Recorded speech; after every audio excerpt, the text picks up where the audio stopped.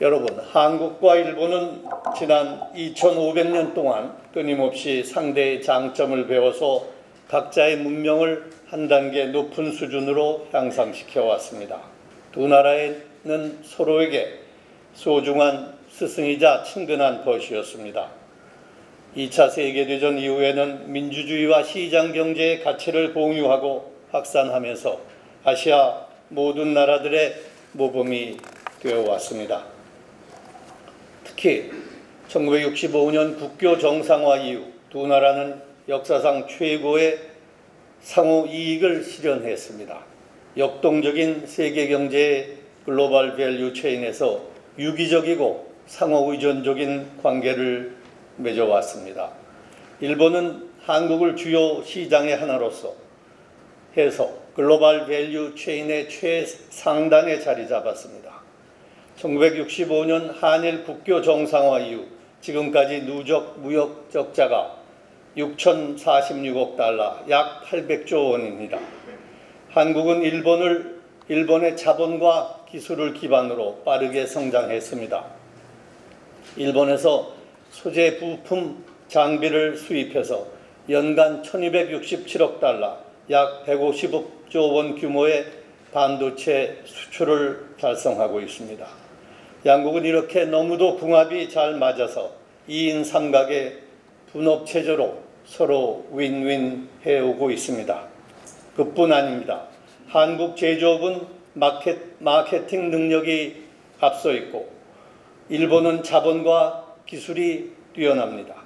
그래서 제3국 시장을 개척할 때 강력한 시너지를 발휘해 오고 있습니다. 이쯤 되면 한일 양국은 사실상의 자연적 경제 공동체라고 할 수 있을 것입니다. 그런 양국의 관계가 최악의 상태로 빠져들고 있는 것은 너무나 안타까운 일입니다. 처음에는 과거사를 놓고 부딪히더니 마침내 경제와 안보에서 마저 충돌하고 있습니다. 강제징용 피해자에게 일본 기업이 배상하라는 지난해 10월 한국 대법원의 판결로 촉발된 갈등은 반도체, 디스플레이 핵심 소재 수출 절차 강화, 한국 기업에 대한 일본 정부의 화이트리스트 제외, 한국의 한일 군사보호협정 쥐소미아 파기로 악화 일로로 걷고 있습니다. 특히 쥐소미아 파기는 한국 정부가 미국의 개입을 끌어내기 위해서 내린 결정이었다고 하지만 결과적으로 한국이 중국에 기울었다는 의구심만 키우고 말았습니다. 날로 커지는 북핵 위협에 대비하는 한미동맹과 한미일 삼각 안보 공조의 바탕이 되는 상호 신뢰의 균열을 가져왔습니다. 이렇게 한일 양국이 서로 의존하게 해놓고 뒤통수를 치는 상호 의존성의 무기화는 아시아를 대표하는 문명국가의 품격에 어울리지 않는 것입니다. 소용돌이치는 국내 정치에서의 유분리를 계산하고 이성이 아닌 감성에 호소하는 시대착오적 과잉 민족주의의 망령이 21세기의 동북아에서 어른거리고 있습니다. 여기서 단 하나의 갈등 요인이라도 추가된다면 낙타의 등을 부러뜨릴 마지막 지푸라기가 될 수 있습니다. 너무 위험한 상태입니다. 이제 반일과 혐한으로 지지자들을 결집시키려는 지도자들의 거친 언사는 중단되어야 합니다. 정치는 국경선에서 멈춰야 한다는 외교 세계의 지혜가 발휘될 때입니다. 여러분, 저는 동아시아의 퇴행적 현실을 바라보면서 제 역할을 다하지 못한 것 아닌가 하는 자괴심을 떨치지 못하고 있습니다. 유럽의 어제와 오늘을 생각해 봅니다. 유럽은 지난 세기에 인류가 겪어보지 못한 두 차례의 세계대전의 처참한 전장이었습니다. 하지만 적대와 증오의 세기가 지나기도 전에 평화와 협력 관계로 전환시켜 유럽 공동체를 탄생시켰습니다.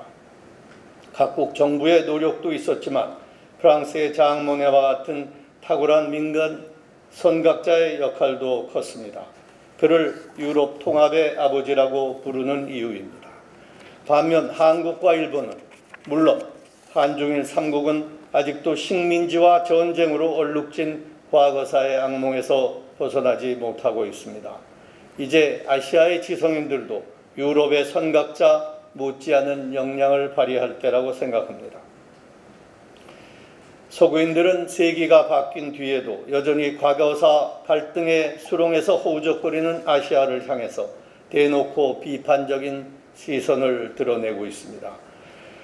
제가 만나는 미국과 유럽의 전 현직 지도자들은 왜 아시아는 유럽처럼 서로를 인정하고 평화롭게 지역 통합을 이룰 수 없느냐라고 묻고 있습니다.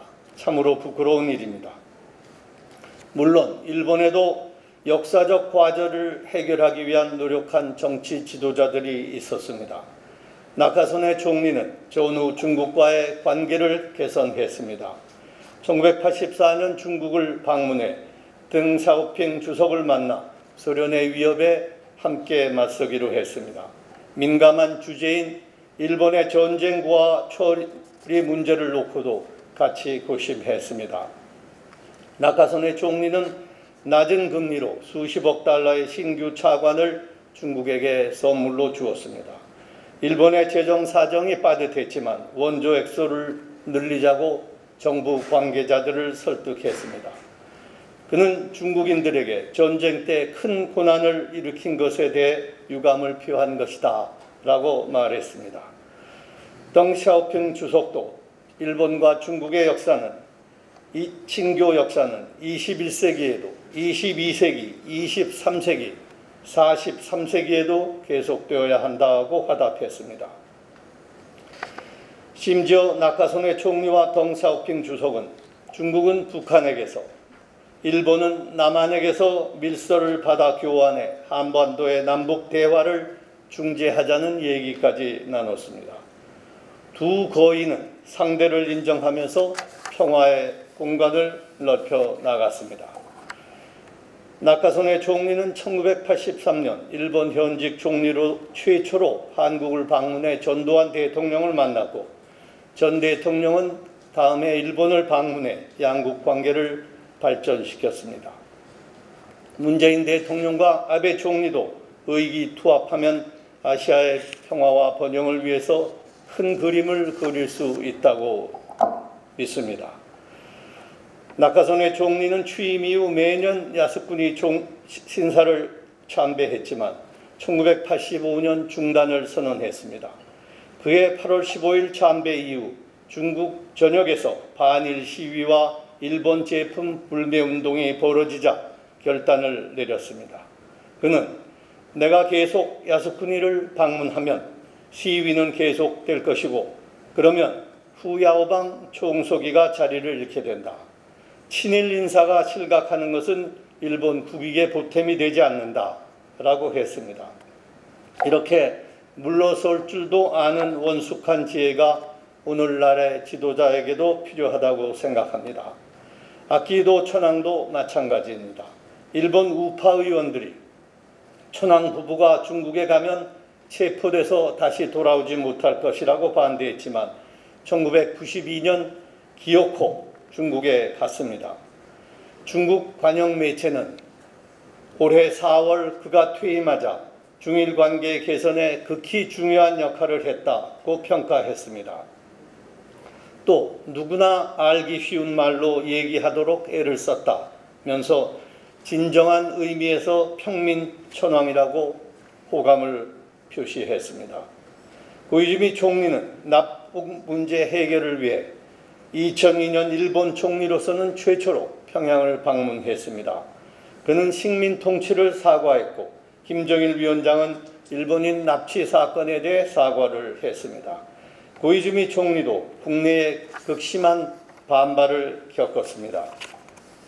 2003년 두 번째 방문을 마쳤을 때 실무적으로 뒷받침한 외무성 심의관 타나카 히토시의 집에는 반역자라는 메모와 함께 폭발물이 설치되었습니다. 하지만 고이즈미 총리는 흔들리지 않았습니다. 더 큰 뜻을 위해서라면 당장의 여론에 흔들리지 않는 것이 지도자다운 자세라고 생각합니다. 한국에서는 김대중 대통령이 용단을 내렸습니다. 일본에서 납치 사건이라는 악몽을 겪었지만 불편한 개인사를 접어두고 양국 관계에 드라마틱한 전환을 이뤄냈습니다. 김대중 오부치 공동선언은 가해자인 일본의 한국 식민 지배에 대한 통절한 반성과 마음으로부터의 사죄를 구체화하고 양국 정상이 참석해 서명한 최초의 협정입니다. 이로써 양국은 미래를 위한 협력의 중대한 발판을 마련했습니다. 김대중 대통령은 특히 국내 여론의 극심한 반대를 무릅쓰고 일본 대중문화 개방을 단행했습니다. 한류가 일본에서 선풍적인 인기를 끌게 된 결정적인 계기가 되었습니다. 나카소네 고이즈미 총리와 아키히도 초당, 김대중 대통령은 시대적 난제를 해결하기 위해 정치적 위험을 감수하고 과감한 결단을 내렸습니다. 지금 한국, 일본 양국의 지도자들이 다시 떠올려야 할 용기라고 믿습니다. 여러분, 양국이 가슴을 열고 가장 시급하게 해결해야 할 문제는 강제징용 피해자 배상 문제입니다. 일본 기업이 배상하라는 한국 대법원의 지난해 10월 판결 이후 한국 기업과 일본 기업이 함께 부담하자는 1+1 안을 비롯한 다양한 해법이 제시되고 있습니다. 하지만 일본 정부는 1965년 한일 국교 정상화를 계기로 강제징용 피해자 배상금을 일괄적으로 한국 정부에 지급한 것으로 간주하고 있습니다. 그래서 이 문제에서 일본 정부의 양보를 받아내기는 현실적으로 어렵다고 생각합니다. 어렵게 한 가지 문제가 해결되면 다른 문제가 제기되는 식으로 꼬리에 꼬리를 무는 미해결의 늪에 빠져버린 형국입니다. 그래서 저는 양국의 지도자들에게 통큰 타협을 하자고 제안하고자 합니다. 먼저 한국 정부는 일본을 상대로 강제징용 피해자 배상을 요구하지 않겠다고 선언하기 바랍니다. 일본이 곤란해하면 굳이 받지 않겠다라고 정리하자는 것입니다. 한국 대법원 판결의 취지는 일본 기업이 배상하라는 거지만 국제법적인 약속인 한일 협정과 충돌하는 만큼 더 이상 일본을 압박하지 말고 우리 정부와 기업이 해결하자는 것입니다. 한국이 결단하면 일본이 끌려다니지 않고 스스로의 의지로 난제를 해결하게 됩니다. 이렇게 우리가 전향적 용의를 밝힘으로써 도덕적 우위를 점하고 일본 정부에게는 사과의 부담을 지울 수 있습니다. 한국 정부는 이를 위해 과거 2차례 배상을 했던 경험을 토대로 국회에서 특별 입법을 통해 3번째 배상 조치를 취해야 할 것입니다. 한국 정부는 초당적 민간협의회를 구성해서 이런 방안을 검토시켜야 합니다. 그래서 합당하다는 결론이 난다면 이를 존중해서 일본과 양자 협의를 하면 됩니다. 대통령과 5당 대표는 이미 초당적으로 대처하기로 합의한 바 있습니다. 대신 일본 정부는 불법적인 식민 지배와 강제징용에 대해 사과하고 반성하는 입장을 분명히 밝혀야 할 것입니다. 한반도를 대상으로 진솔한 반성과 사죄를 표명했던 2010년 칸나오토 총리 담화를 기반으로 하고 김대중 오부치 한일 파트너십 선언처럼 양국 정부 간 합의의 형태로 한국인을 상대로 한 분명한 메시지를 보내야 합니다. 아베 총리의 결단이 필요합니다. 이렇게 양국 지도자가 용단을 내리면 강제징용 피해자 배상이라는 결정적인 내관이 제거될 수 있습니다. 양국의 치킨게임식 싸움은 즉시 중단될 것입니다. 한일 쥐소미아도 종료 시한인 11월 22일 이전까지 원상 회복될 수 있습니다. 여러분, 저는 일본의 치욕을 당한 현대 중국 지도자들이 보여준 이성적이면서 실용적이면서 또 용기 있는 접근 자세에 감명을 받습니다. 1954년 마오쩌둥 주석은 일본 의회 대표단의 방문을 받고 매일 사죄를 강요받을 수는 없지 않습니까? 어느 국가든 자꾸만 죄책감에 시달려야 하는 것은 바람직하지 않다고 했습니다. 저울라이 총리는 이미 지나간 일이니 역사의 흐름을 받아들이되 다시는 그런 일이 일어나지 않도록 하면 된다고 했습니다. 중국의 지도자는 왜 일본에게 이토록 관대한 입장을 취할까요? 중국이 혼자의 힘으로 부강해지려다 자멸의 위기에 내몰렸던 1920년대 실패의 경험을 상기했기 때문입니다. 덩 샤오핑은 1978년 일본을 방문해 닛산 자동차 공장을 살펴본 뒤 이제야 근대화가 무엇인지 보았다. 그는 일본인들 앞에서 우리가 부족하다는 걸 인정한다. 우리나라는 후퇴했고 일본에서 배워야 한다고 했습니다. 덩 샤오핑은 기자회견에서 생각부 열도에 대한 질문을 받았는데 지금의 중국과 일본 지도층보다 더 지혜로운 다음 세대에게 이 문제를 맡기겠다고 했습니다. 덩 샤오핑은 개혁개방이라는 원대한 목표를 위해서 일본의 협조가 절실했기 때문에 과거사로 비생산적인 소모전을 벌이고 싶지 않았던 것입니다. 일본의 정치 지도자들에게 묻습니다. 엄연히 존재했던 역사적 과오를 인정하고 진심으로 사과하고 반성하는 것이 그렇게 어려운 일인가요? 고 리관유 싱가포르 총리가 생전에 했던 말입니다. 만일 내가 국가를 치료하는 정신과 의사라면 이제 그만 끝내라고 그냥 다 털어놓으라고 일본에게 조언할 것이다. 잘못을 인정하고 이웃의 용서를 구하고 다시는 그러지 않겠다고 뉘우치라고 말이다. 그렇기만 하면 상황이 모두 정리된다.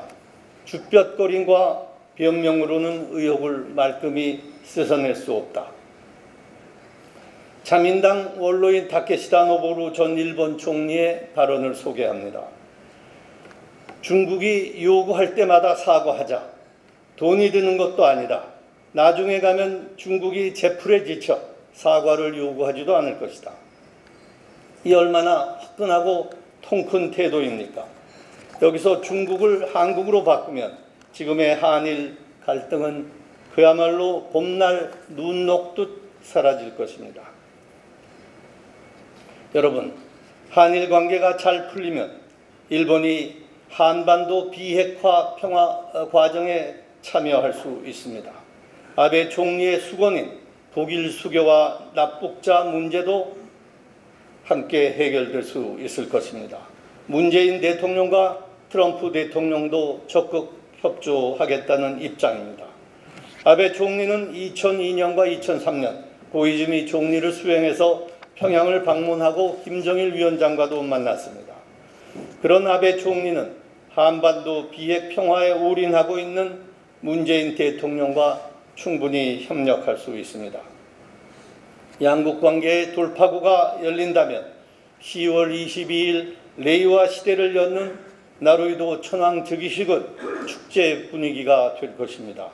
문재인 대통령이 직접 참석해서 가장 가까운 이웃 국가의 원수로서 진심 어린 축하를 하게 될 수도 있습니다. 내년 도쿄올림픽의 성공적인 개최를 위해서 가장 가까운 이웃인 한국이 진심 어린 협조를 할 것입니다. 여러분, 저는 한일 국교 정상화 60주년이 되는 2025년을 목표로 양국이 지금부터 역사 화해 프로세스에 돌입할 것을 제안합니다. 오랫동안 상대로부터 배웠던 문명의 컨텐츠를 공동으로 연구하고 알리는 작업이 핵심이 되어야 할 것입니다. 지금 양국 관계가 최악이지만 다행스러운 것은 젊은 세대가 상대를 객관적으로 보고 있다는 사실입니다. 미래 세대의 대화를 위해서 매년 30만 명 규모의 청소년 교류를 추진했으면 합니다. 이렇게 갈등 현안 중심인 협소한 시각에서 벗어나 거시적이고 문명사적인 차원에서 양국 관계를 발전시켜 나갈 필요가 있습니다. 여러분, 한일 관계가 성숙한 관계에 돌입된다면 두 나라가 중심이 되어 중국까지 포함되는 공동체를 만들어 나갈 수 있습니다. 아시아 특유의 역동적인 에너지와 수천 년에 걸쳐 축적된 뛰어난 문명의 힘으로 유럽이 부러워할 정도의 아시아의 평화 경제 공동체를 만들어 나갈 수 있습니다. 아방가르드 예술가이자 존 레논의 아내였던 오노 요코는 홀로 꾸는 꿈은 그저 꿈일 뿐이지만 함께 꿈을 꾸면 현실이 된다고 했습니다. 그렇습니다. 저는 꿈이 갖는 강력한 힘을 믿습니다. 한일 관계가 암흑기를 벗어나 아시아 평화 경제 공동체를 만들어 나가는데 양국이 앞장서는 날이 반드시 올 것이라고 믿습니다. 끝까지 경청해 주셔서 감사합니다.